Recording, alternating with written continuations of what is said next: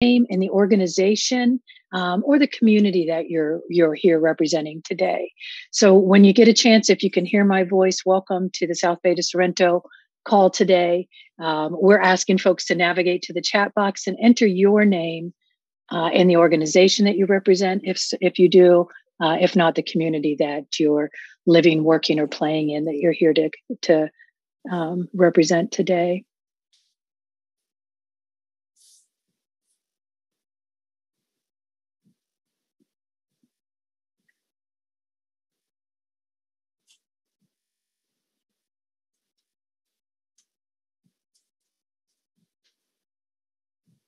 Yeah, if you can hear me, I can see some folks are making their way to the chat box. Thanks for that.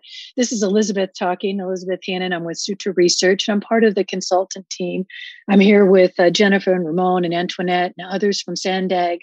And we're asking you to navigate to the chat box, enter your name and your organization so we can kind of get a feel for who's all here. And Brendan, I see you here from City Heights, the planning area. Good to always have City Heights folks in our audience. Maureen's here from the city of San Diego. Hello, Maureen. I see David's here from the Sierra Club and the Quality of Life Coalition. Always good to hear from our Sierra Club friends, David. Frank's here from the Coronado Mobility Commission. Great to have Coronado as part of our corridor. And to have you here, Frank. Deborah Knight's here from the public. Also, Lorna is here. She's from the Sahaman Health Centers. Deborah Knight's here from the Friends of Rose Canyon. Good to see you, Deborah, or to see your name anyway. The Friends of Rose Canyon are important stakeholders in our CMCP area, our comprehensive multimodal corridor plan here. I also see Toshihiko's here from San Diego 350, one of our climate action and transportation committee there. And Carlos, I do want to ask you, when you have an opportunity to come here and in Spanish, would you mind giving the announcement that interpretation's available? Gladly. Thank you. Gracias. Buenos días. Bienvenidos, bienvenidas. Se está ofreciendo interpretación simultánea al español para esta reunión. Para aprovechar el servicio, solo es necesario que se desplace a la barra inferior de Zoom, donde aparecen sus controles. Ahí verá un icono que parece un globito terráqueo y dice interpretación o interpretation. Y ahí puede seleccionar español o Spanish. Si está utilizando la aplicación móvil de Zoom, es decir, en un celular, tableta, etc., presionaría primero más los puntos suspensivos, luego interpretación y luego el idioma. Por último, si no desea escuchar el audio original en inglés en el fondo, por favor seleccione Mute Original Audio o silenciar audio original. Gracias. Gracias, Carlos. So we are just a moment before the top of the hour here. And Jennifer, I think we'll take just another couple minutes as folks are signing in. I'm welcoming you here. If you can hear my voice, this is Elizabeth. I'm here with Sutra Research. I'm part of the HNTB team and have our Sandag and Caltrans team ready to share some exciting information, some findings from our South Bay to Sorrento comprehensive multimodal corridor plan, or our CMCP. Folks, if you are just signing in, two housekeeping announcements. One, we're asking you to navigate to your chat box at the bottom of your screen and enter your name and the organization that you're with or the agency that you represent. And if you're a member of the public, perhaps the community that you're here representing, whether it's one you live, work, or play in. We're happy to have you here. Good, I see Leah's here from Bike San Diego.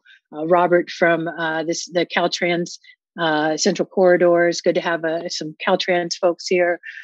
I see some other Caltrans folks on the line. Ramon Martinez serves as our co-project manager here, and he'll be talking with us as well. You know, this project, a true partnership between Sandag and Caltrans. Leo, I see here from the city of San Diego, from Sustainability and Mobility Department. Phil, another representative from San Diego 350. Glad to have your ears and eyes on the project here. Nicole's here from the Cholos Creek Coalition. Nicole Burgess, good to see you. Rita's here. Rita's also from San Diego 350. She lives in Chula Vista, so it's good to see you, Rita, or to see your name here. Our corridor's one of the largest, right, Jennifer? And here I see Chula Vista, and I also see David from the Kensington Talmadge Planning Group. We talked about some folks from City Heights. We have Jesse Ramirez here from City Heights CDC.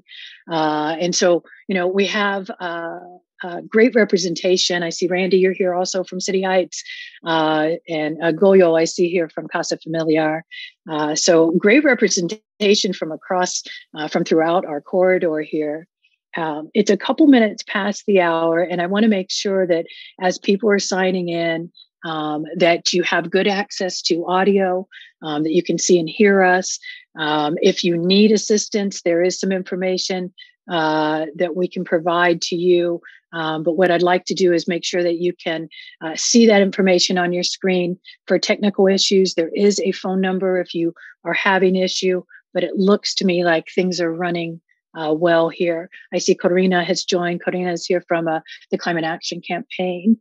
Carl, I see from Sierra Club. Chris is here from the University Community Planning Group.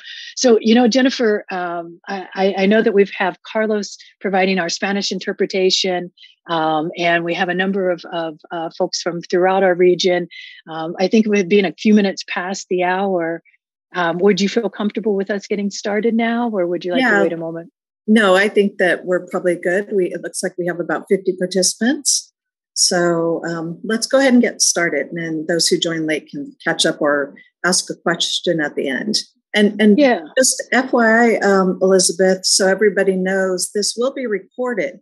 And if anybody misses anything or arrives late, they'll be able to catch it on our Sandag website at a later time.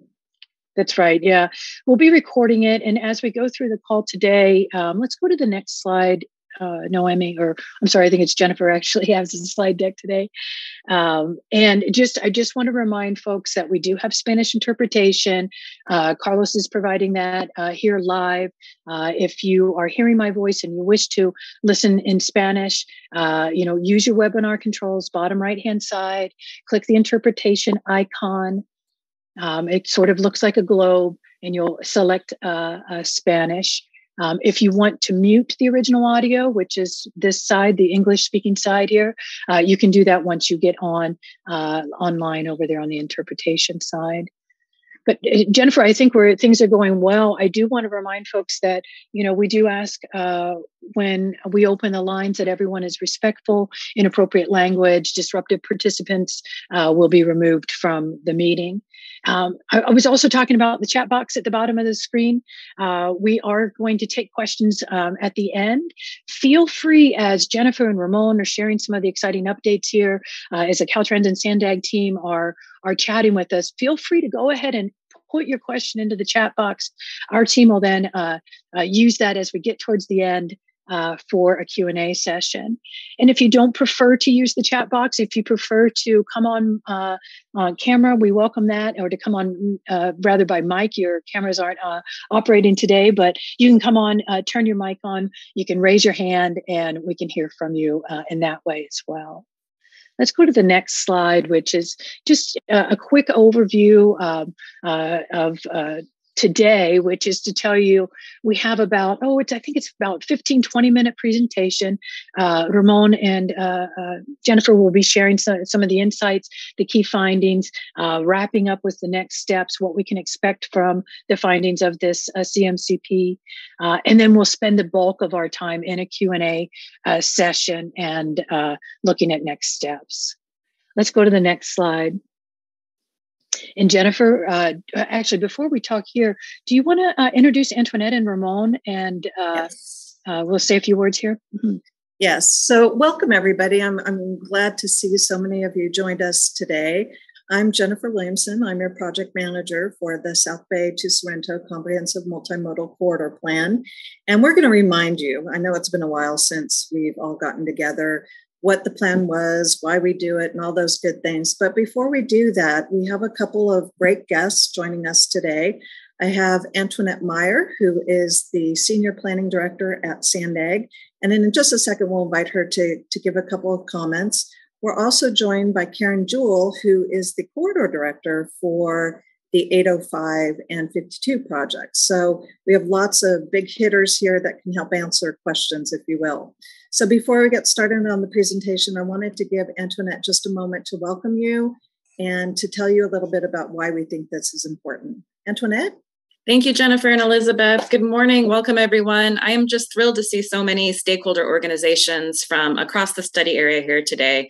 Really appreciate you all taking the time to join us and contribute to this project. My name is Antoinette Meyer, and as Jennifer said, I lead our regional planning department at SANDAG. And I really want to express our gratitude for your participation and your contributions to this CMCP. So South Beta Sorrento is by far the largest of the CMCPs that we're undertaking, and I think arguably the most complex, accounting for international border crossings, the seaports, multiple jurisdictions, our largest job centers, some of our most congested roadways, and popular transit routes. So it's a really, really important study area. The CMCP, as you'll see, includes over 300 project improvements, and we wouldn't have been able to identify all those improvements without the stakeholder advisory group. I think you all know these CMCPs are very important first steps in implementing the 2021 regional plan, and without them, we can't compete for certain state funding programs. So I'm very happy to say that by completing the CMCP in what I think is record time, we are going to be able to apply for funding for the I-15 and I-805 managed lane connector. And as you know, managed lanes are really an essential part of the 2021 regional plan. They're going to allow us to operate and give priority to new rapid services. So thank you for being a part of this process and getting us to the finish line where we can really start implementing the solutions you all helped us to identify. Thanks, Antoinette.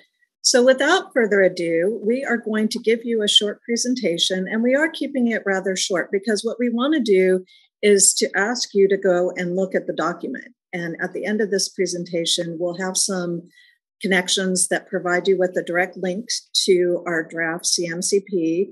And I would say arguably attachment A is going to be the one attachment that you're going to want to take a close look at. It's our list of projects. So we want to give you ample opportunity to go and review that and provide your comments. And that's all very detailed into how you're going to do, provide us with your comments. So with that, I'm going to turn it over to Ramon Martinez, who is our co-project manager and also works at Caltrans and has many, many years working on the 805 corridor. So he has a lot of experience and knowledge. With that, Ramon? Good morning, everyone. The project used several foundational documents, right? And you can see them on the screen. The 28-21 regional plan, the California Transportation Plan to 2050, and the CMCP guidelines, as well as local plans, the local development plans. Once projects are proposed in the CMCP, the process includes us proposing them, and if they receive funding, and the funding can come from several sources. Could be federal, could be state or local sources. Once they receive secured funding, then they're included in the Regional Transportation Improvement Program, which is a 5-year program that lists all the projects that make up the plan, that we're seriously working on them. The project implementation has several steps, right? After we do a CMCP, which is a very general perspective of the area, we still have to do environmental clearance. We have to do a design and obviously construct the project. Can we go to the next slide? So the timeline, we started back in the fall of 2020, and the initial steps included looking at all the documentation that was available, all the different plans, designs, environmental studies, policies, Back then, we had a public meeting where we presented what we were looking at, and we asked for help and any ideas or any information that we may not be available to us. Then we looked at transportation solutions. We just looked at ideas that would resolve the issues that were being identified. Then we went through a screening process and a refinement of the solutions. Currently, we are actually presenting solutions. That's what this meeting is about. Can we go to the next slide? I wanted to remind, as part of the public engagement, this would be our fourth meeting. But across the public engagement process, we looked at interactive story maps, which is, if you look at the screen, we had a virtual engagement hub where you could log in and see different areas that we were examining in preparation for preparing solutions. We asked people to fill out surveys to give us feedback. We were also available for one-on-one telephone meetings, and we provided several project briefings to various groups. As a summary, we received more than 3,500 visits to the virtual engagement hub. Some more than 70 comments on the interactive map. That's the map that shows all the different projects. And we received more than 300 responses to our surveys. And to date, we have 267 attendees. I don't think it includes the people that are in this meeting today. So attendees to our meetings. Can we go on to the next? So it's interesting, but when I was looking at this slide, I was reminded, sometimes I have a short memory, that we've met several times. First meeting we had was back at the end of 2020, and we've actually had 4 meetings, including this one. And then we met in April of 2021. The first meeting had to do with just basically explaining what the process was and engaging what was important and what was important to the community. The second meeting was a little more focused on, we already had some potential ideas or some ideas that would resolve the issues, the concerns that were presented in the first meeting. And we asked people to suggest, maybe something that we might have missed.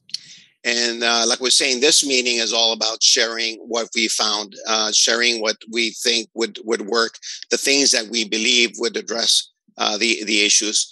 What the concerns that we have identified throughout the process, I mean, as you can see, number one is affordable housing and jobs, right? People want to be able to afford where they live and afford going to work, going and coming to work. And you can see in the summaries and the report, there's an explanation of all the concerns that we received. Can we go on to the next one?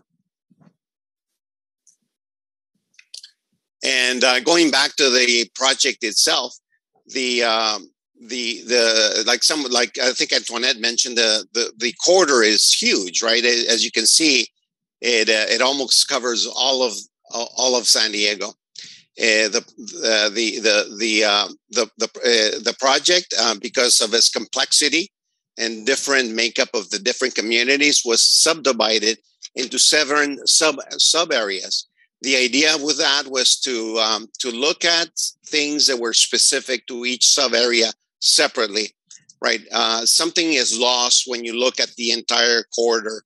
But I think you're able to recoup some of it when you're looking at the character of each of the communities. With this, I'm going to pass it over to Jennifer. Great. Thanks, Ramon. And again, I just wanted to reflect on some of that outreach and really give a hand to the project team. It certainly wasn't just me. We have an amazing consultant team, and then the partners that have worked on the project as well. In the outreach that we did, this was all done during COVID. So we were able to really go out and find new ways to reach folks. And I think, just reflecting on those numbers, we did a good job, and I'm pretty proud of the team. So with that, let's talk a little bit more about what we found out in this corridor. So here's South Bay by the numbers. And essentially this shows you here is that we have about a quarter of all the jobs, all the people, and all of the projects within the study area. That really doesn't do it justice, though. If you think about it, almost every single person in this region touches this corridor. They either drive through it, they receive goods that have traveled through it, they've taken a light rail line, or they travel to go to work to it. So it's quite a meaningful corridor, and one that touches, I would say, everybody in this region. So how do we go about evaluating this study? And, just like the regional plan, and if I can take a moment, a comprehensive multimodal corridor plan like this, the South Bay to Sorrento plan, really is about refining what was done in the regional plan. So we just completed our 2021 regional plan. We looked at all new types of solutions, and we used some of the same data sources because one of our primary components is equity. So if you look to the left, on the left side of this slide, you'll see the different inputs that we looked at. So low income, minority, and senior populations were paramount to achieving the kind of equitable solutions that we wanted to. We always look at land use, employment, housing, to really understand where people are going and traveling. And just a reminder that we didn't just use our standard data sets that we've used in the past. We supplemented those with Teralytics and streetlight data. So really, that helped us to understand some of the shorter trips that were happening or trips that we don't capture well in our model. From there, we developed the integrated system of solutions. And at this point, let me share with you that when we first started out, we had over 400 solutions. So through our process that I'm going to describe, we got that down to about 330. So I think it was 430 to about 330. We reduced it by about 100 slides. So we looked at the components, and you'll see the different type of strategies on the right hand of the slide. We have our 5 big move components, and those are Transit Leap, our complete corridors, mobility hubs and flexible fleets, Next OS. But we supplemented those by evaluating additional types of strategies. And we took a deep dive into active transportation, which are kind of categorized under flexible fleets. But we really wanted to understand some of the better connections that could happen in this corridor. So we looked extensively at some of the active transportation, especially as they connected to our mobility hubs. We also looked at goods movement. Anybody that's traveled along the 805 corridor knows that it's one of our primary routes for major freight movement across this corridor. And so we took a deep dive into how we're going to find solutions that will help support that, but then also helps provide additional throughput in our corridor. And then finally, resiliency. As Antoinette mentioned, we have a lot of coastline in our corridor, and coastlines are probably the most sensitive to climate change.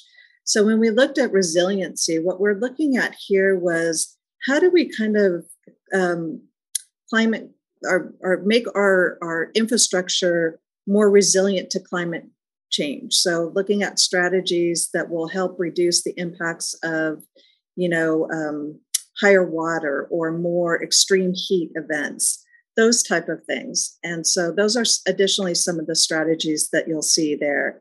And then Next OS is always kind of a confusing one, and I want to take a minute there. So these are technology strategies, and I would say that this is kind of the backbone of everything that we're going to do in this corridor. So this is everything that will help make our systems integrated, allow us to manage our facilities, and allow people to have a system of integrated technology that will allow them to book trips, pay for trips, and all those different types of things. Okay, moving on here. So this slide, I think when you initially see it, you're a little bit like, whoa, what are they trying to tell me here? But all this is sharing with you kind of a step-by-step process that we went through to get to the solutions that we recommended. So in step 1, this is where we went out to all of you, all of the public. We scoured all of the documents that exist today, and we really refined that down into creating our initial list of strategies. This is everything before we started putting any kind of overview on top of it or started to evaluate it and begin recommending strategies. In step 2, we looked at the goals and objectives of the corridor.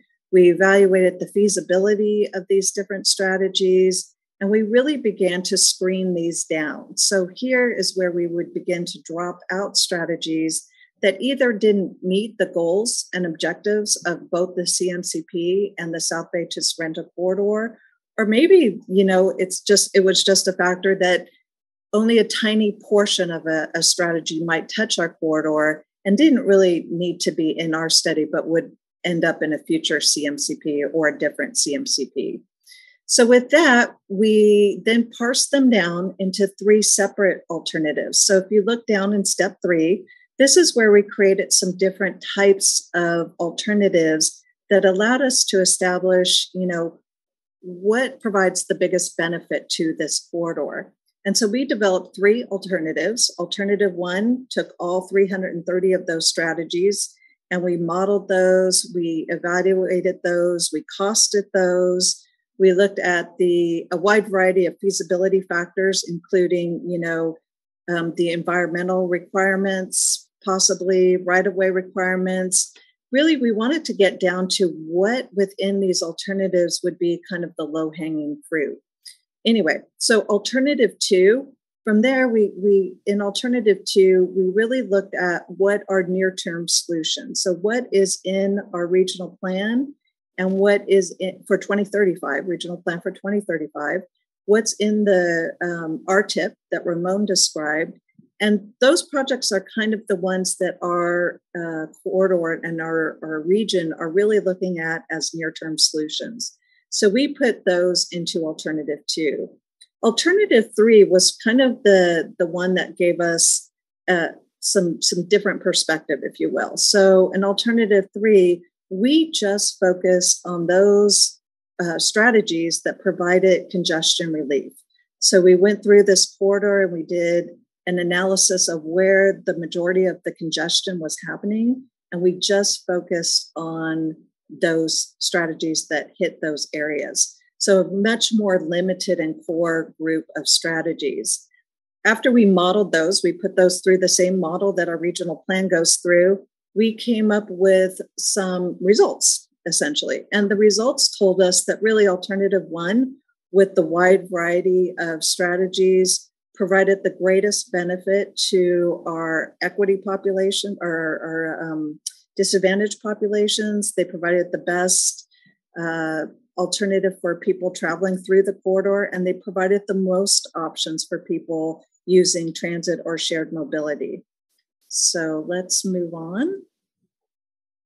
And here, this slide kind of sums it up for us. So essentially that first strategy that first alternative that identified really provides the most benefit across the region. And really it reduces the number of SOV trips. So people driving alone in their cars, we see a big shift over to shared mobility.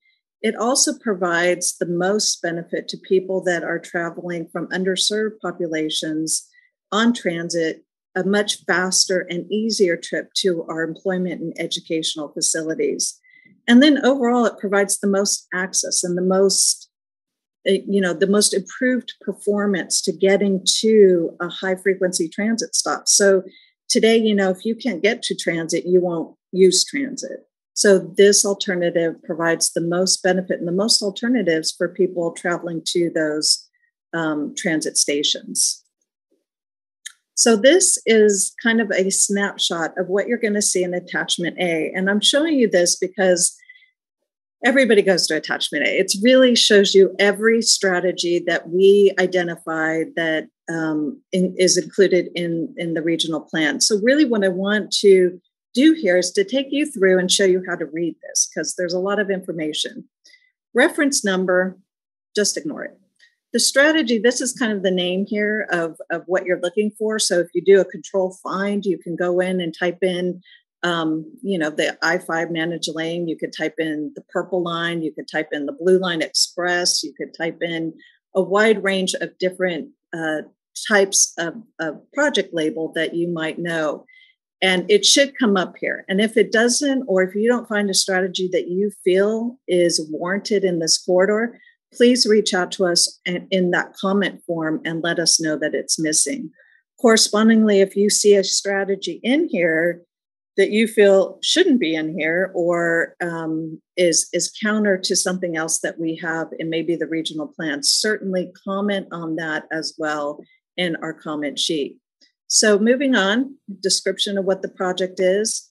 This priority focus area, this is an important column because this shows you where one strategy might include components of other strategies. So for instance, the I-5 managed lane, I'm looking at the very top here from SR 95 to H Street, that includes a transit route. So it's part of the transit leap focus area.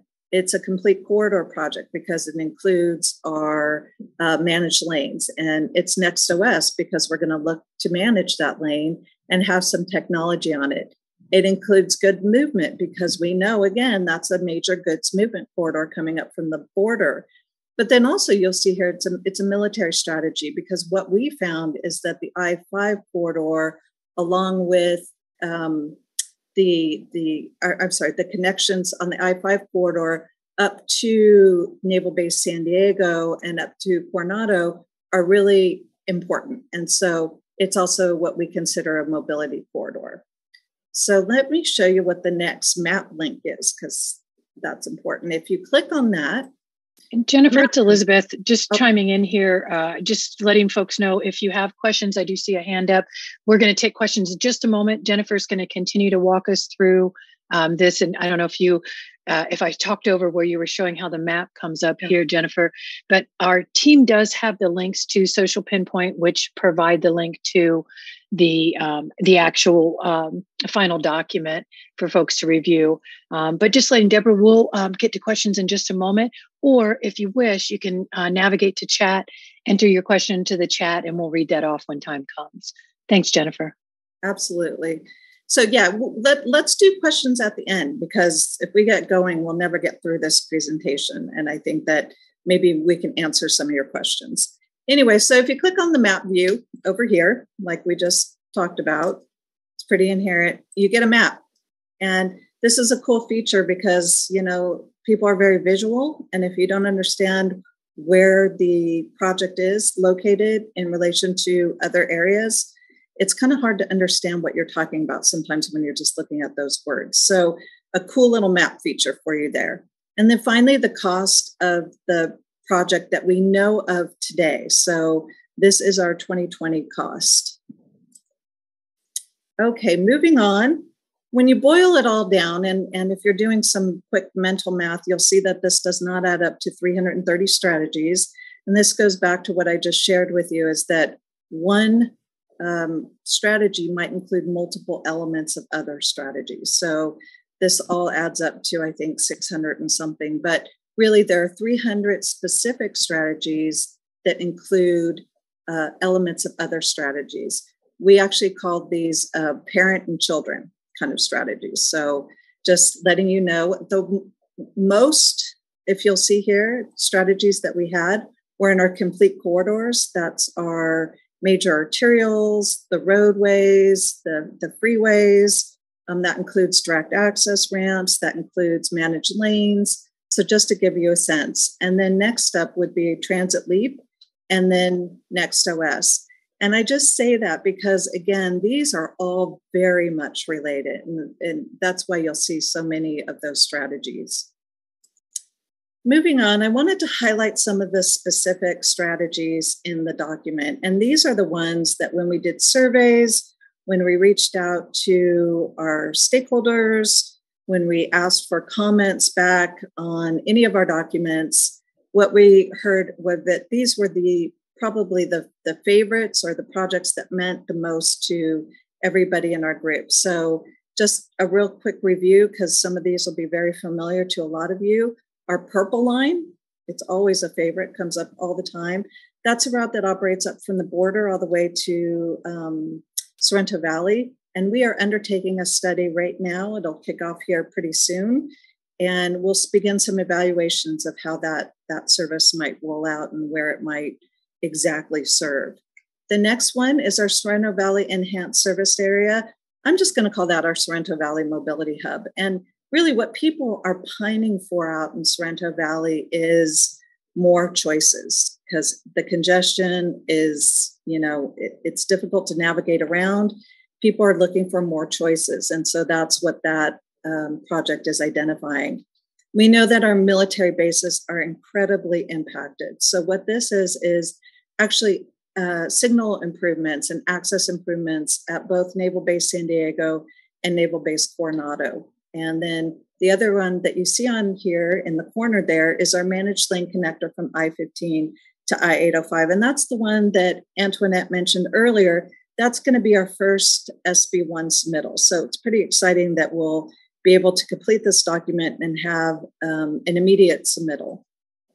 And then just a couple more that rose to the very top. And again, these should all be very familiar to you all. SANDAG has undertaken a Harbor Drive corridor improvement project. And this kind of includes a little bit of all of our different strategies.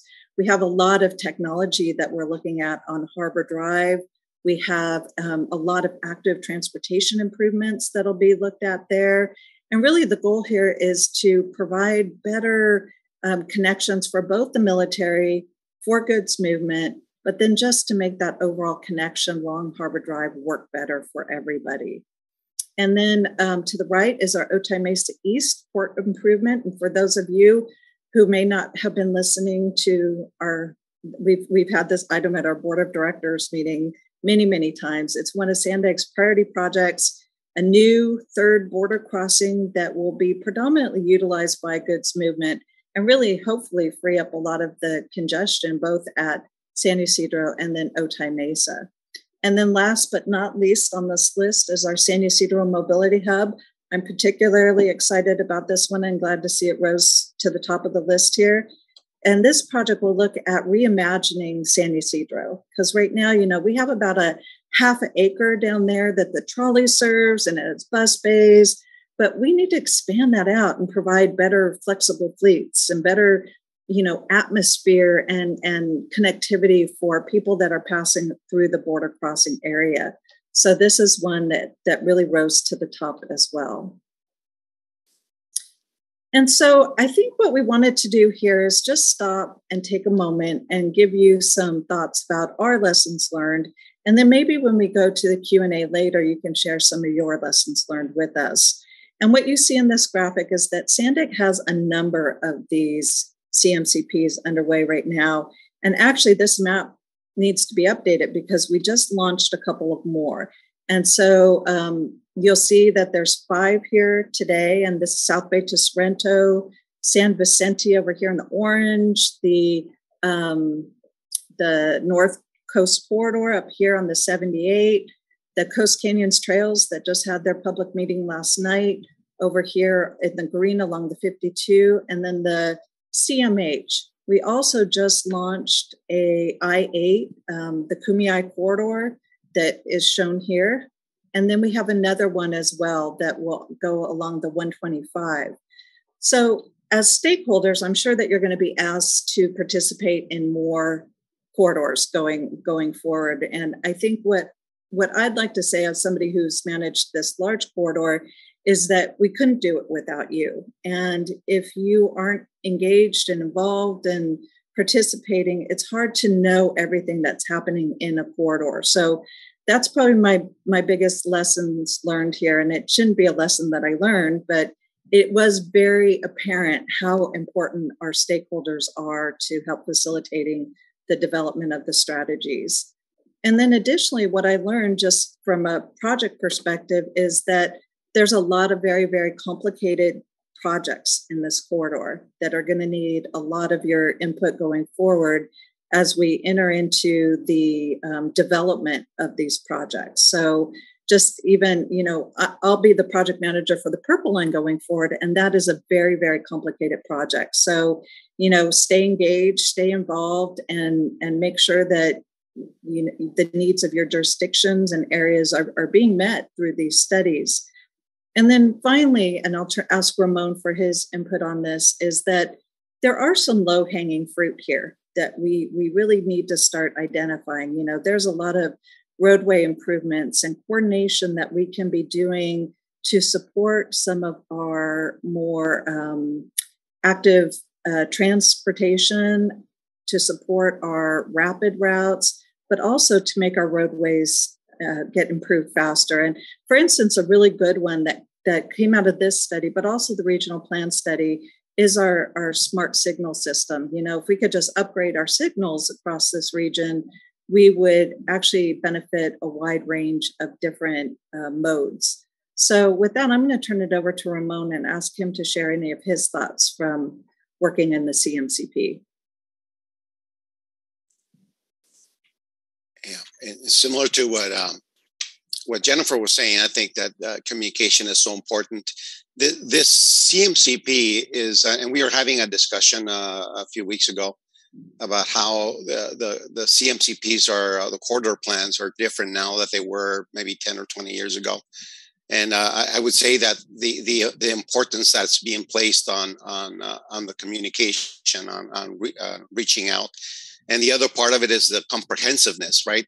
I think we've always looked at transit. We've been looking at that for many years, and we've looked at policies and we've looked at highways, but we tend to look at them in different compartments. I think in the current scenario, I think we're making a strong effort to put them all together, right, and then to share what we think the vision would be, and then to collect feedback. One of the slides that Jennifer was showing, I think it was the one for San Isidro. It showed what looked like a mother pushing a stroller with a baby, right? And how do we reach that person, right? That needs to work, might need childcare, may need medical services, may need schooling, right? Transportation is at the intersection of all of those needs for the community.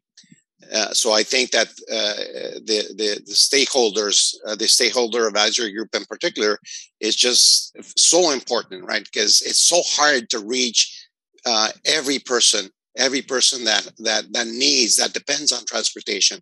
So I congratulate you all for helping. And I hope that you stay engaged and that you help us to reach those people that we need to hear their opinion. We need to hear their needs. Thank you. Thank you, Ramon. So maybe we should have retitled this, Stay Engaged, Stay Involved. We need you. Yeah. So thank you. And we really do need you. Okay, so here is how you comment. And this might be the most important slide. And I'm going to turn it over to Elizabeth to kind of take you through this and finish it up for us. Elizabeth?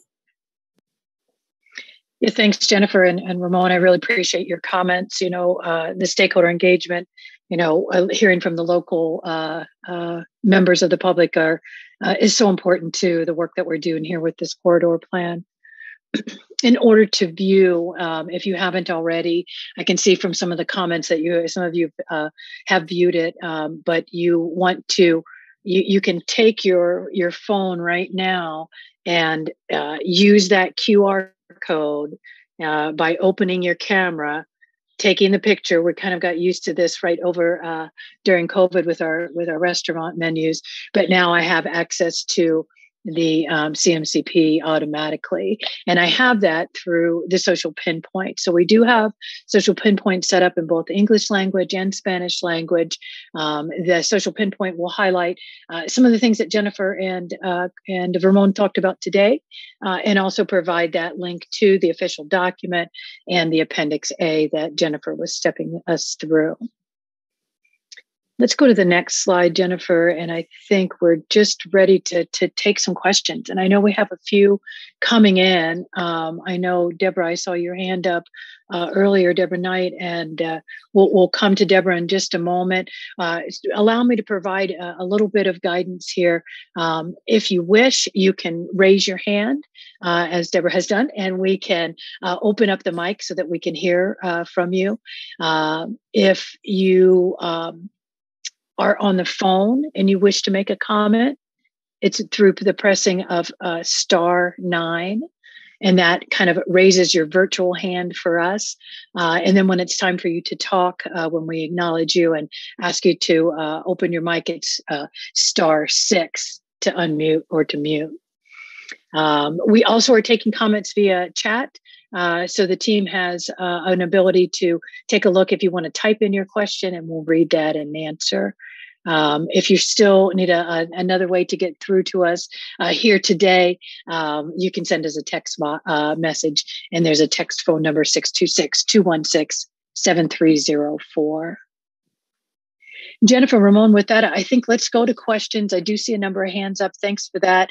Let's start with Deborah, and from there, I'll go to Maria Cortez, and then Carolina Martinez. So first, Deborah.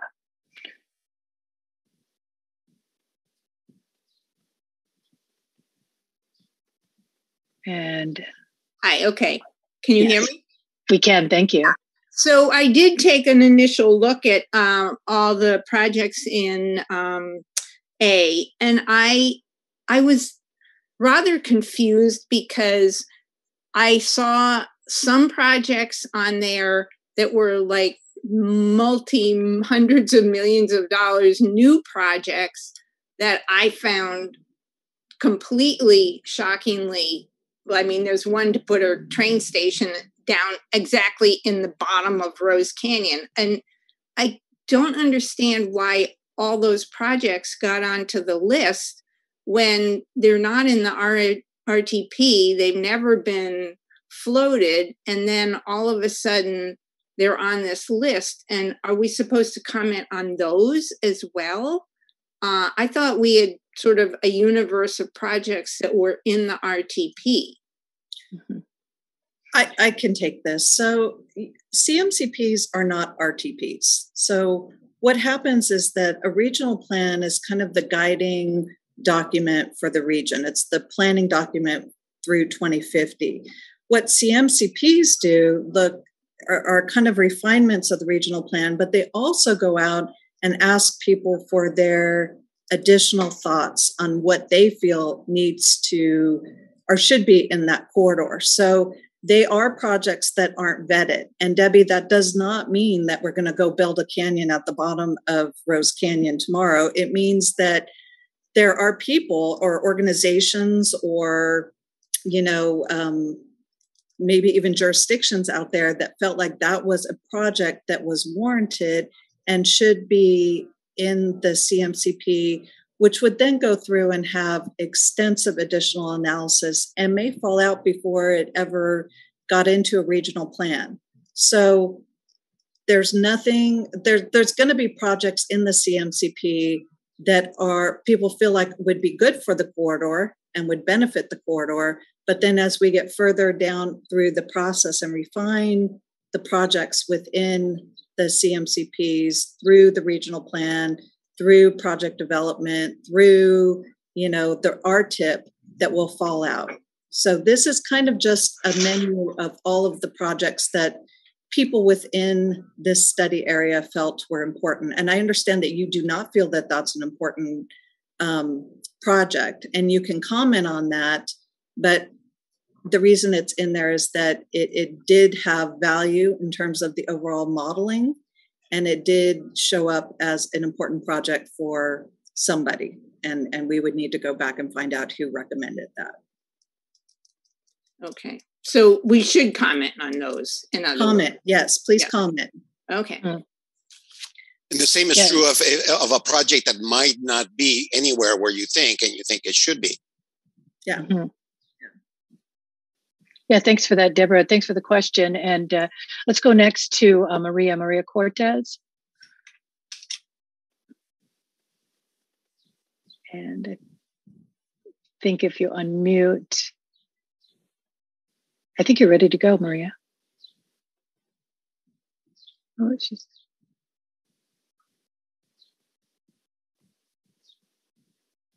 Can you hear me? Now I can. Thank you, Maria. Oh, you're welcome. I found my mute button in the corner.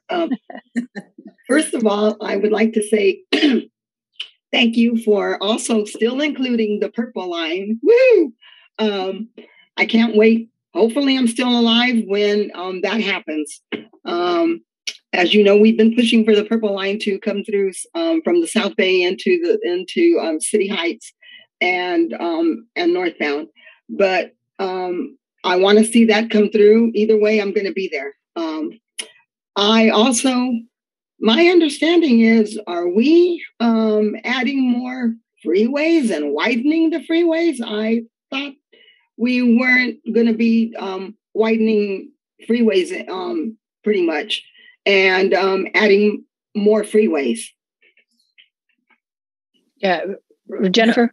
We're not going to be widening freeways. Just like what I told Debbie just now, the CMCPs are a reflection or an inventory of everybody's ideas and what we think are valuable projects. And so if you go through there, if you see a freeway widening, and we should have probably found those, but if we didn't, certainly identify those, because the focus of our goals and objectives, not only for the CMCP, but also for the 805 CMCP, but also for the state, is really to reduce GHG and VMT. So if you do see some of those that we didn't catch, please, make sure you identify that in a comment. What you should see are managed lanes, and managed lanes are merely a repurposing of existing freeway lanes to provide some different uses on those specific lanes. There's connectors, managed lanes connectors that you'll see there. They're very similar projects for the roadways that were in the regional plan. But certainly, Maria, if you see something, you comment on it and we'll take another look at it. It's a big corridor, so I am going to be the first one to admit that we may have missed a few things. Okay. And that's why we put it out as a draft. Okay, well, thank you. And yes, we will let you know. All right, thank you so much. Thank you, Maria. I was just saying, Maria, I remember you from the previous meetings. Some of the comments you made are very memorable, and actually we've kept them in mind by your family. But that's one of the reasons why we call them complete corridors. I mean, there's still the infrastructure is still there, and we're maximizing the use to serve transportation. So that doesn't mean we're building more lanes for more single drivers. Yeah, thanks for that, Mario. And Maria, thanks for the questions and always being here until the purple line is ready for you. I think we had Carolina next. Thank you, Maria. And from there, after Carolina, I want to go to our chat questions team. And I know we have one here from Mario. I want to answer Toshi's right quick. Toshi, you're asking about Appendix A. And if I can ask our team, can you drop in the links to the social pinpoint again into chat? So if you look here, Toshi, from the link that the team's dropping into the chat, then we will go to the actual bottom of the document, of the page, in order to access the document and access Appendix A there. Let us know if you are still trying to find Appendix A, Toshi, or anyone, as I move on. And let's hear from Carolina, please, and then we'll go to Mario's question on chat. Thank you. Thanks, Elizabeth, and thank you to the staff for working on this report. I've been reading the report. I'm almost done. I haven't gone through all Attachment A. Sorry, are you able to hear me okay? Yes. We are. Yes. Okay. So this is Carolina Martinez with the Environmental Health Coalition. As you know, we are taking a very close look at all the transit-related work in the now and future. So one of the questions I have has a lot to do with the freeway question, and I appreciate the previous question. So the report, the Attachment A starts to list the projects, and it talks a lot about managed lanes. And I think it would be really valuable to aggregate all the projects that have to do with managed lanes, all the funding, and explain to the public how that is not going to expand freeways. Because as it is right now, I'm having questions about that. And you're saying, no, there's not going to be freeway expansion. But I think the presentation of the report makes us question if that's the case. So I think it would be really valuable to maybe explain right now, go a little bit deeper on how is it that the managed lanes work, because I don't think we understand how these managed lanes work technically. Like maybe show us a video, show us visuals on how this managed lane thing will work, and guarantee to us that it's not freeway expansion. Mm-hmm. I think, and then let me just end by, it would be really helpful to see aggregating all the managed lanes, all the different categories of types of projects, so that we get to see that actually the purple line is the one that is at top priority, rather than all this other technology, recommendations or projects that are honestly questionable. We need to see transit infrastructure at the top, and the way the report presented, it's hard to see that. You would have to do aggregation yourself, which is something I'm thinking of doing myself. But I would appreciate it if instead the report shows it. Okay. Appreciate that comment. And Carolina, we can link to the regional plan, because the managed lanes are very similar to what you saw in the regional plan with complete corridors and reprioritizing lanes without expanding the footprint of the freeway. And I think there's some really good videos on our regional plan website that we could link to. So I appreciate that comment.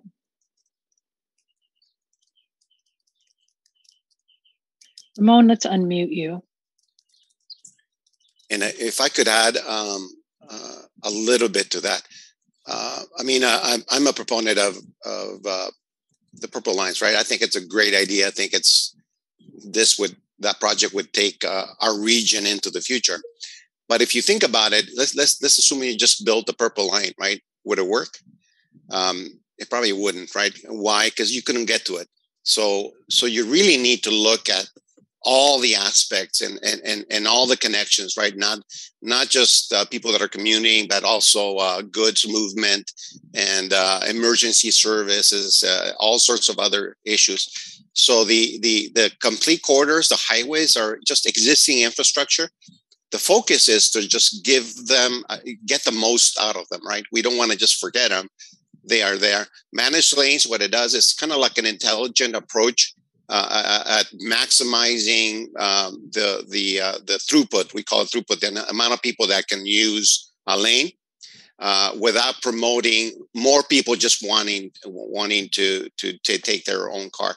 It's a very complicated scenario, right? One of the things that I'm always concerned about is when I see people that are in there that are just one person, right? So it's a very complex thing that requires enforcement, requires policies. It requires a lot of things, but we know what you're coming, and I understand what your concern is, and but I think you need to weigh everything together. You can't just look at transportation from one perspective. And maybe I didn't do a good enough job, but again, you have to remember that a lot of our strategies rely on other strategies to be implemented. So a lot of our rapid routes rely on managed lanes, or rely on the complete corridors to provide a high level of priority, or they need the technology to provide the smart signals so that, as the bus approaches, it always gets the priority to travel through. So a lot of these strategies are very integrated. And that's why, when you see one, you might see its child, which is its related element, kind of attached to it. So it's really important. And then just real quickly, Carol, and for everybody else too, when you go into attachment A, I'm not sure if it's a Excel spreadsheet, it might not be, but you can search and look at all of the elements for the transit leap type project. So it should be fairly easy to do, but if you have any trouble, or if you're doing it manually, reach out to us because we have multiple spreadsheets that might make it easier for you. Yeah. I think that's a good add in.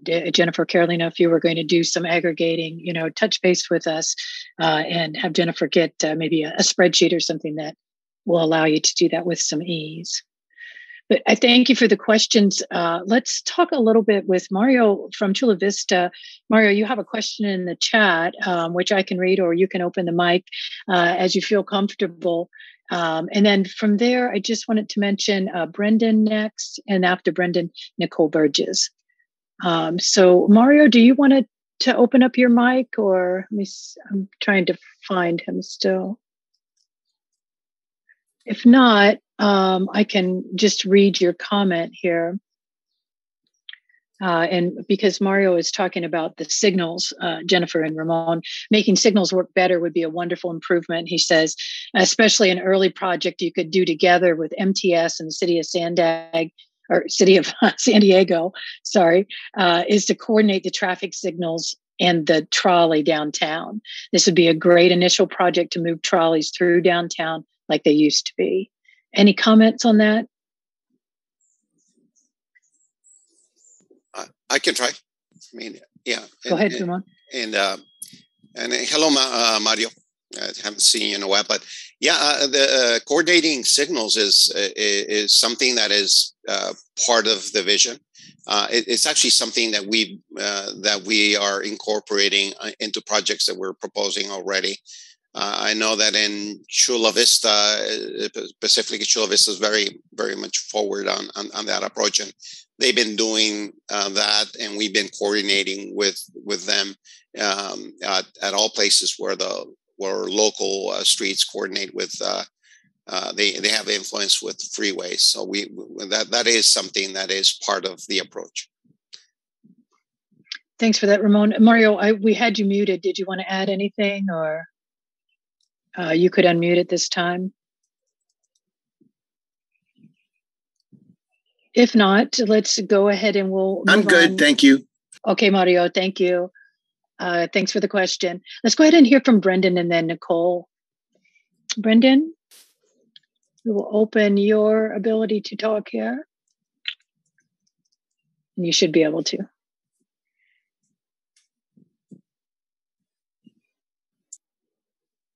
We can hear you now, I think, Brendan, if you're ready.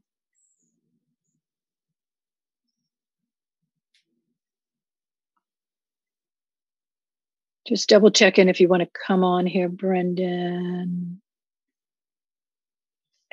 Didn't see a question in chat. You are able to talk right now, Brendan, if you can hear us. I think with maybe there's technical difficulty, I can come back to you if that's okay. I'll move on to Nicole for now. Oh, let's see, I have a new message. There. If you can't speak, go ahead and put your question in the chat, and we'll answer it from the chat. Yeah, Brendan, I'm not quite sure why we can't hear you. We should be able to. If you want to try and say something again. Okay, I see. Yeah, you could be having some technical difficulties. Enter your question in the chat, or we can try again. My apologies on, if anything on our end. But let's move on and have Nicole. Nicole, you should be able to open your mic now. Excellent. Thank you. And thank you, all of you, for this opportunity and for the overview and allowing us to provide a little bit of input. And I honestly have not gone through the plan completely in attachment A, so I'm just going to make comments, a couple of them on regards to what you presented this morning, and then I'll try to do it in the comment as well. I just kind of want, speaking on behalf of the Chollas Creek Coalition, I'm addressing the two corridor areas from Mission Valley to Mid-City, as well as Southeast San Diego to National City. And just looking at that in a higher look the other day, it was kind of, a huge, big yellow segment that this is a community of concern, which we know. But I was also seeing a huge lack of mobility hubs in this area, as well as both the SANDAG and the City of San Diego bike plans, active transportation, are so outdated that there's hardly any facilities there. So unless we're adding them through this study, which is appreciated, and we'll try to get those in as much as possible. But just noting that, I wanted to just highlight that first example you highlighted, Jennifer, the managed lanes on I-5 to H Street. We call that a complete corridor, but if it does that mean it is actually addressing, these are managed lanes, are they actually addressing active transportation around that corridor? Because if it's not, I can't give it a star as a complete corridor. That's number one. Number two, military. If we are just worrying about signal improvements and access to the bases, we are completely, and kind of this whole strategy, number three strategy is just congestion relief. If we're really just worrying about congestion relief for people in cars and trying to figure out how to move more cars and more people and more cars, we're really missing it. So I want to just emphasize Carolina's message is we really have to look at the projects that are going to get people out of the cars. And the Purple Line does take a lot of work to make it work properly, as Ramon said. Those are those active transportation corridors and how we get to those transit stations safely.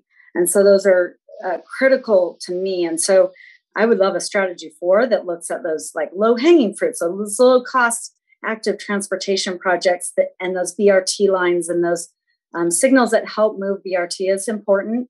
So looking at those healthy active efforts and just one other complete obsolete strategy that gets people out of their cars and gives them other options. And then I just also wanted to address Harbor 2.0 as a multimodal corridor. That is very concerning for the Toyas Creek connection to the Bayshore Bikeway, and want to ensure that access is provided from the Toyas Creek to the Bayshore Bikeway there. I think those are some of my major concerns. I'll try to put more in there, but it really is. I think, Ramon, you mentioned it, get most of our freeways. I understand we're trying to carpool and do more managed lanes, and that's all important, but we've got to transfer these people. We got to get other ways of moving people besides cars. So I appreciate transit and active transportation coming and being a priority in many of these efforts. So those are my comments. Thank you.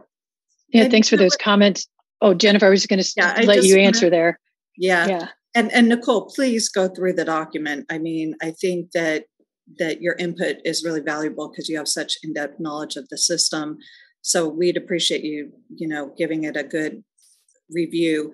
But I put the slide back on because I wanted to show you that if you're looking at just the first page of the attachment A, you really need to remember that there's 330 strategies. We have a lot in here. And what you'll see is that, we actually even hired, just relative to active transportation, we hired Mobicon because we really wanted to refine those connections to the mobility hubs for active transportation and really refine some of the work that we did with some of the connections to employment for active transportation. So there are 140 specific and unique active transportation solutions. So I want to make you aware that, we didn't just focus on complete corridors, or we didn't just focus on transit. We really did take a look at those. And I want to encourage you to also go take a look. And just like Carolina, if you'd like the actual spreadsheet, which might make it easier for you to sort through and look at those active transportation projects, we can do that. Yeah, that sounds good, Jennifer. That sounds like a helpful way and it would be great to have Nicole's and her team's input on all the projects. Brendan, Elizabeth, sorry, Ramon. I want to add that because there was a mention to the managed lanes or the highways and the freeways. I mean, the projects that we are developing, actually, we are looking very hard. We're looking at active transportation in all of our projects. As a matter of fact, like we have a project, or we have 3 projects on the 805 corridor that are maintenance projects. Mm-hmm. But on the south, we are actually adding an active transportation bike lane that is not part of maintenance like the overall project is, but it is adding a new connection. So not just in the CMCP, but the state and SANDAG in general is making a huge effort into exploring bicycle connections. And Jennifer was mentioning the thing with Mobicon. Normally, the problem with when you're developing active transportation is, in the past, we rely on local governments to adopt a route before we actually even look at the connections, right? In this case, the CMCP went beyond that and said, hey, if we were going to do something to connect Purple Line and to connect managed lanes and collect transit, what would those connections be, right? And those are proposed in the CMCP before they're even adopted in local plans, right? So I just want to explain that. Yeah, thanks for that additional add there, Ramon. Let's keep moving. We have time. We have about 20 minutes still for questions. I want to go back to Brendan. Says he has his audio situated. And after that, we'll go to Brian, and then Brian Pollard, and then Leah. So you guys can be prepared. So Brendan, you should be able to speak now.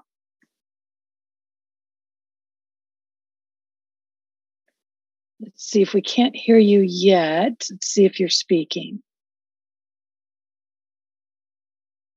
Shoot, Brendan, it's not working again. Just double checking. Let's have you write the question in the chat. I'm sorry, I'm not sure what's not enabling you. You're unmuted on your side, right? Brendan, you've unmuted on your computer. Yeah, I'm sorry too, Brendan. We're going to move on. Brian, are you ready? We'll make you available to open your microphone now. Sorry, Brendan. Brian, you should be able to speak now.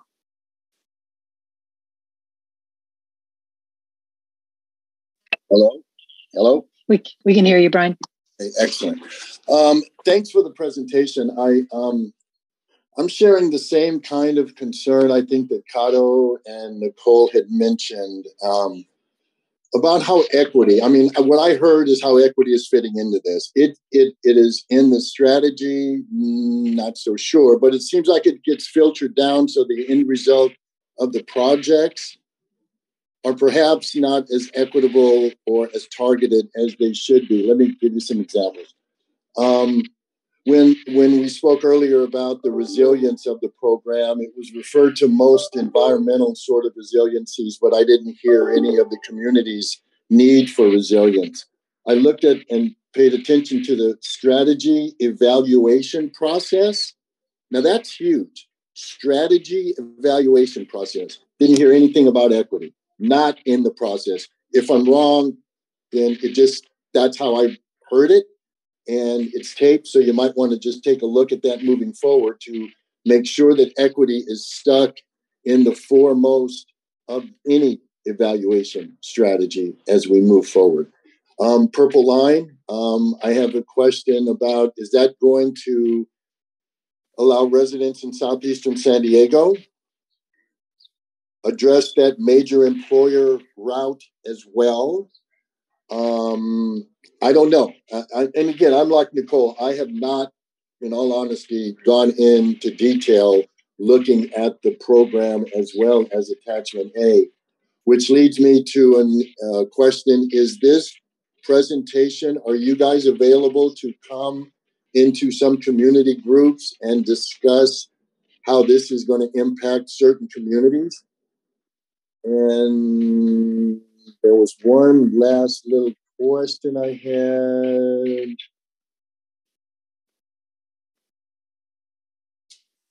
I think that last town council presentation question was my last issue. So I'm probably going to have to circle back around and talk to you guys and have more detailed sort of questions. But that's my overall impact of listening to this. I followed this, as you guys know, pretty much. And I still got my my doubts, shall I say. Well, we appreciate that, Barry. So what I would encourage you to do, I might have been a little hyper-focused on attachment A because everybody is very interested in, is my project in this plan? So just know that there are two more attachments that are essential for understanding the document. And one of them is all about the evaluation of the different alternative strategies. And I think that'll address your question if you have time to take a look at that about equity. And certainly we are always available to come out to communities and talk about the plan and why we embarked on this study. Okay, thank you. Yeah, thanks for that, team. And let's keep going with Leah. Leah, some questions from you, and then Carl after that, and then I'm going to take the questions from the chat. So Leah and then Carl. Okay, great. Can you hear me? We can, thank you. Okay. So I've noticed that it's very dangerous to walk or bike near the trolley stations currently. Is there a plan to make the area around transit more walkable and bikeable? Yeah, no, that's a really good question. So part of what we did, and when we talked about active transportation, part of what we looked at with that analysis, and we had our subconsultant Mobicon look at that, is a lot of our trolley stations are incorporated into mobility hubs. So we did additional planning to really identify where we can make not only active transportation improvements, but also just overall street improvements in and around our major transit centers. And so you'll see those identified as strategies within the plan. So you're spot on there with some of your comments, yes. Okay, thank you. And let me just share with you, though, if you don't see something that you really think would benefit a specific trolley station as one of our strategies, please put it in the comments. Yeah, thanks for that, Jennifer. Carl, I see you have questions in chat and your hand raised. Do you want to chat with us a little bit here and maybe cover what you had in the chat as well? Let's see. Hi, thank you. Thank you, Carl. Yeah, we should stop referring to that as Appendix A because I think it's labeled Appendix 1 and it's going to confuse everyone. But when I'm in Appendix 1, I see 2 links for each project, but I don't see any link to a detailed description of the project. Do we look back to the RTP to find that reference number, or is that something that's just internal to SANDAG and we don't have any access to it? Because we'd like to be able to read the details of some of these projects. They don't make sense just by their description, and we certainly can't judge them just by their description. Right. And Carl, no, some of these plans are not in the regional plan. That's a really important thing to know. So you're not going to be able to go back and see them in the regional plan. So what's in there in the description, the written description, if you have questions about what that means specifically, certainly you can reach out to us and we'll get you some more information.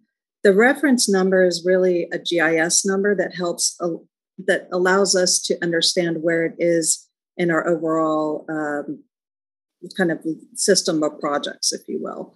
So it's an internal reference number that really isn't going to mean much to you. Okay, thank you. And then I had one other suggestion. You mentioned earlier on that 3 ways of looking at the projects, and the third one was based on a congestion reduction only way of looking at things, which I think we all now understand is the old way of doing planning, and that generally just induces more long distance travel. And looking at the future of autonomous vehicles, that's a big risk, is that reducing congestion just keeps our VMT high.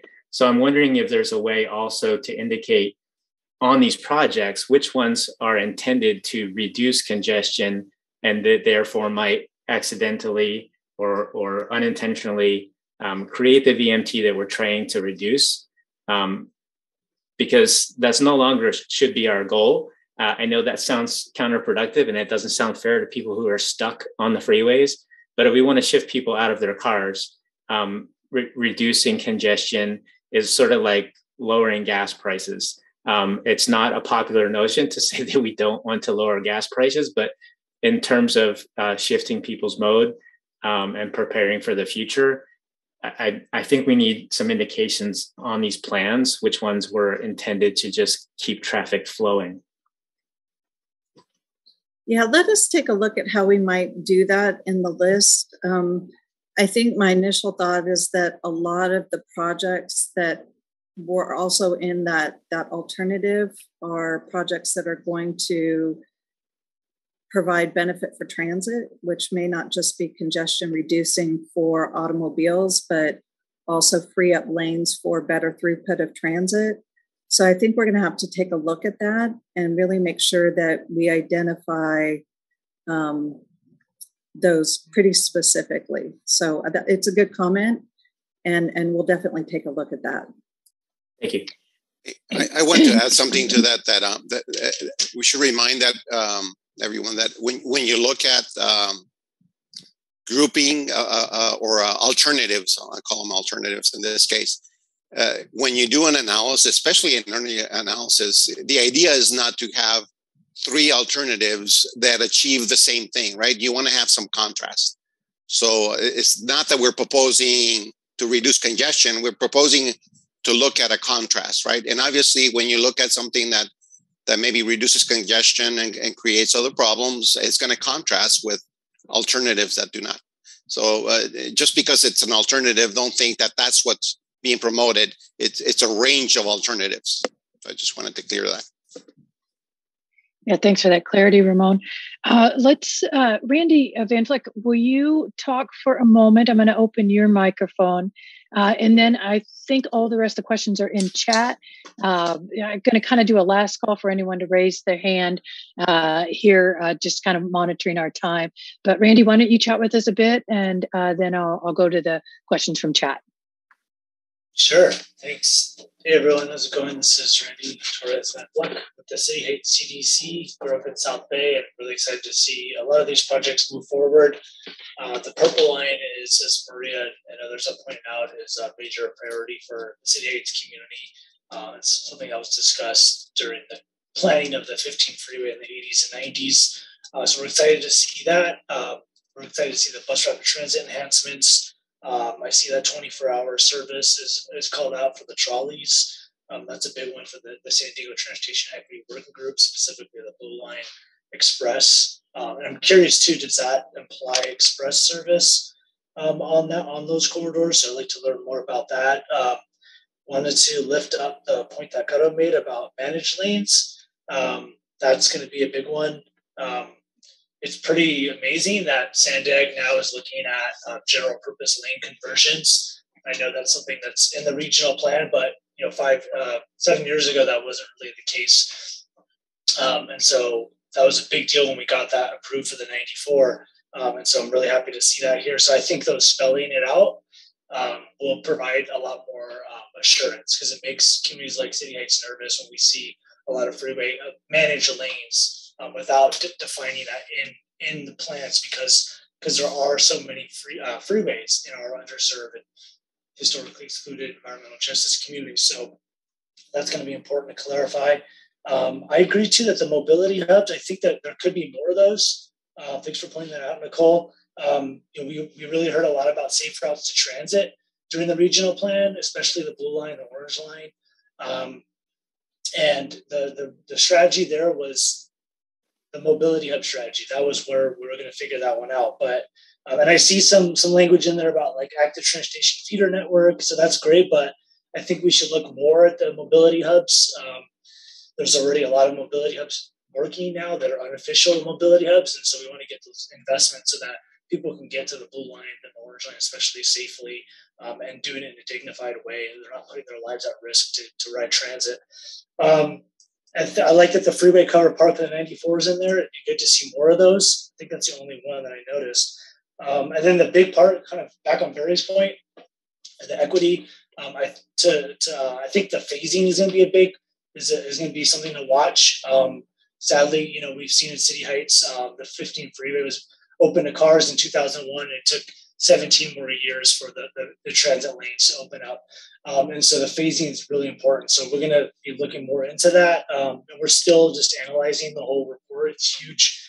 And I know the staff have done a lot of work. So thank you for that. And we look forward to just learning more and want to get some clarity on the next steps. Oh, also, how is urban core defined in this? Because I noticed that City Heights is included in the urban core mobility hub strategy. So that would be a pretty wide definition.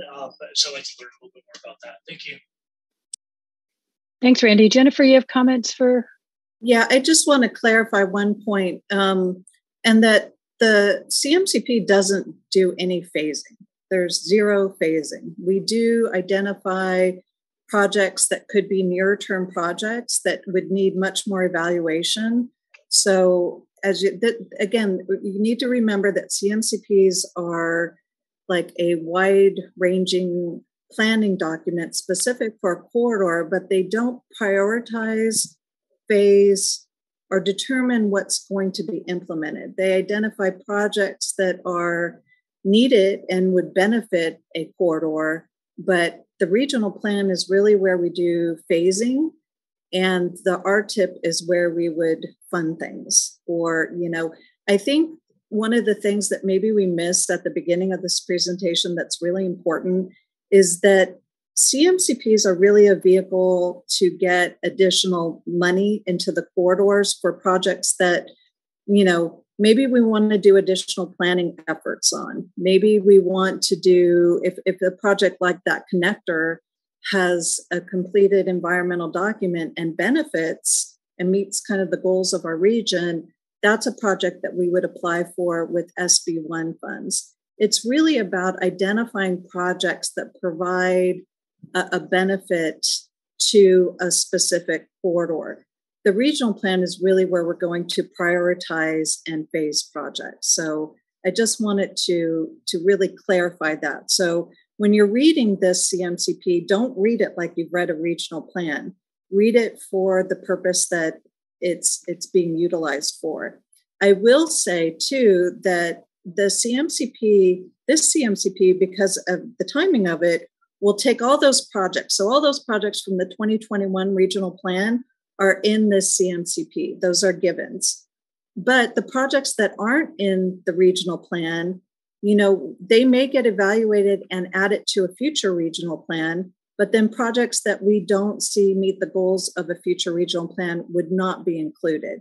So it's really important that you read this as kind of an inventory of all the possible transportation solutions for the corridor, not specifically as a plan that implements projects, if that makes sense. It does, Jennifer. I want to ask just a tiny bit more clarification. Our Appendix 1 does have a column labeled SB2S phasing. And Toshi, one of our attendees today, has asked a question about that. So the column is titled phasing. I think your explanation provided us a better look at that. But when we have this noted as 2035 as the phasing year, what does that mean? So 2035 is really the horizon year that we looked at for our plan. And phasing, there are some early near-term actions that we looked at that are in the regional plan today for 2050, because we did evaluate the 2050 year, that we brought forward into 2035. So really the phasing might have brought those up. Or there was some transit elements that we felt like could be done in 2025, or technology elements that we felt could be moved up or were underway today in the regional, the RTIP that we brought into 2025. So, maybe that title of phasing is inappropriate because it's not exactly like we do phasing for the regional plan. It's much more for where these projects might have been programmed in the regional plan, that we reprioritize them in this plan. Jennifer, thanks for adding that clarity. I'm just noting the time again. We're down to about 6 minutes to take questions, and I see a variety of things have come in here. So if I do kind of pick and choose things, it's only in reference to time, or maybe we've covered some of these. And B, I wanted to mention that I saw you asking for a spreadsheet that's easier to, that you can actually use in Excel versus the PDF form. So B's asked for that to come to her, as well as we talked about that with Nicole and Carolina. B's asking also, are there other attachments that address equity? Is there something else that B or folks could look at that address equity, Jennifer? Yeah, so we have 3 attachments in the document, and I would encourage her. I don't have the document up. I apologize, but attachment A is the list. Attachment 2 and 3 are supplemental attachments that talk about how we prioritize the projects and the elements that went into it. So what I encourage you to look at the overall plan, but then also to look at those 2 attachments. And I do apologize, I don't have those in front of me right now because I'm trying to focus just on this. But yeah, look at those 2 additional attachments. And if you still feel that there's not enough information on equity, reach out to us because we do have a number of technical white papers where we reviewed equitable features and equity considerations. Elizabeth, sure, Ramon. I wanted to clear something up. One of the previous questions, there was an equation between resilience and equity. And I just wanted to point out that resilience has to do more with environmental resilience, right? Climate change. So looking at things like wildfires that might destroy infrastructure and how to protect infrastructure. They have to do with that, not really equity. Equity is more about making sure that transportation and access to medical services, education, jobs is equally distributed between people of different income and different racial perspectives and cultural perspectives, right? So it's 2 different things. They work together, but they don't equate to each other. Okay, thanks for that, Ramon. Just double checking. Brendan earlier, had the audio trouble, and he did type in a few comments here that I'll read. And I think we're getting close to closing, with the time. I'm so sorry. I went to Mario. You raised your hand again from Chula Vista. After I read Brendan's question, if there's time, we can open up the line for you. Brendan, you were saying that you say if the purple line comes to fruition, that you would really like to advocate that City Heights City Heights Station be built on Fairmont University. Fairmont University is the center of gravity, so to speak, of City Heights, and maximizing ridership is essential if the purple line is to be a success. Excuse me. You're also advocating for the ferry trunk route that would be a great alternative for the I-5 in the South Bay.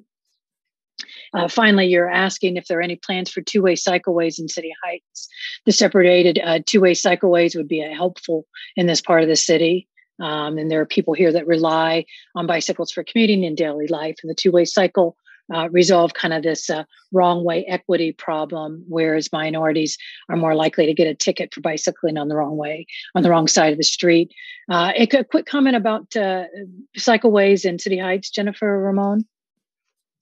I think that's a good comment. I mean, I don't know if that's a strategy that was identified in our plan. So certainly I would encourage Brendan to add that to our comment list. Yeah, absolutely. And I do want to add that with the purple line, even Randy can attest that we really want to evaluate where we put that station in City Heights. Right now, we know that there's the freeway deck and I-15, but I tend to agree that it might need to be somewhere else in City Heights to be much more focused in the community. So that is part of our study that we'll be looking at as when we release the purple line analysis this summer. Thanks, Jennifer. And, just as we're wrapping up here, Mario, did you want to come on from Chula Vista here and say some things as I'm working toward wrapping up? Sure, go ahead. Sure. Can you hear me? We can. Yeah, well, thank you very much. First of all, I'm in Chula Vista right now, but I'm not really representing. I'm just myself.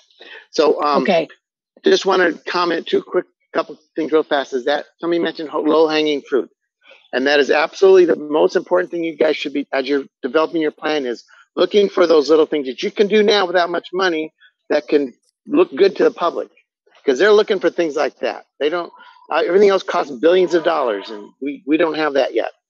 Either it's the traffic signals downtown or adding a bus line, to 2 little bus line here or there. Just something that they show that you're thinking that way. Also, I'm not privy to conversations. I don't know what the negotiations is like, but from what I've heard about the Purple Line or the BRT that runs north-south along 15 is where it's going to go through San Diego State area, their campus, is fight for a good corridor that's going to make sense. And you're not going to go east-west somewhere along some parallel street. There should be a line going straight north-south through that campus. People will see it, they'll ride it, and they'll want to get someplace. If you make them go around in circles to get to it and then go north and south, it's not going to work, and it's going to cause more traffic around San Diego State. And one quick question, what Randy was talking about, converting lanes to high occupancy lanes, was there a state law or was there some other kind of a rule that you couldn't do that, but now you can? And that's it. Thank you. About the HOV lanes, is that what you meant, Mario? Well, any kind of managed lanes in the middle. Uh-huh. There used to be a law or something that said you cannot convert one lane of the other. You can add a lane, but you can't convert a regular purpose lane to a carpool lane. That was the old days. I don't know whether it was a state law or did that change, or I just wondered. Ramon, is that sounding familiar, Ramon? It sounds a little bit familiar, but I think you're currently there is some sort of legislation that actually prevents the adding of lanes, more the opposite of what you're thinking. I think it was policy back 10, 15, 20 years ago that if you built something that was general purpose lane, that you couldn't just decide to turn it into an HOV lane. But I believe that was more policy, right? Because it had to do with the purpose of the project. I think so. Thank you. Thank you, Mario. And folks, with just being sensitive to time again, we're past the end of our session here. I am aware of several other comments that have been made. Some of you advocating for projects or making points there, asking for the chat to be sent out. Noemi, do we plan to send the links out after this, and we can include some answers to our chat box as well in what we send out to participants? And Noemi, I'm pretty sure we're going to do that. So we'll just go ahead. Yes, I just wanted to answer your question. That is something that, yes, we can prepare and have that shared later under the direction. Sounds good. Ramon and Jennifer, as we're wrapping up here, just remind folks that I think everyone knows where to access the document and to look at Appendix 1 for the projects, that if we have that spreadsheet, you'll reach out to some folks. And hey, how are you doing? Folks have added comments to... Sorry, somebody got. I'm so sorry. I just meant to say that our team is adding information. If you need to email us or give us a call, we really appreciate it. As Jennifer has said, we can't do this without you. Ramon and Jennifer, any final words as we wrap up? Yeah, I would just like to, again, thank you all and say that if you would like to discuss any elements, we're certainly available to do that. The document is draft right now, so just know that we do have the ability to make changes between draft and final. And we look forward to getting all your comments. So thank you. And I would say that it's hard to get people excited about transportation. So we appreciate that you are excited about it. And we're counting on you to spread the excitement, right? To help us get to something that would be of use and of value to everyone. That's right. Yeah, it's just this corridor workshop proves it, that it's just vital to the health and the economy of our communities. So to everyone, with that, we'll close out. Thanks so much again for your time. We look forward to hearing from you between now and when this wraps up in the middle of July. Take good care. Bye-bye. Bye-bye, and thank you. Thank you, Maria. Recording Take care. stopped.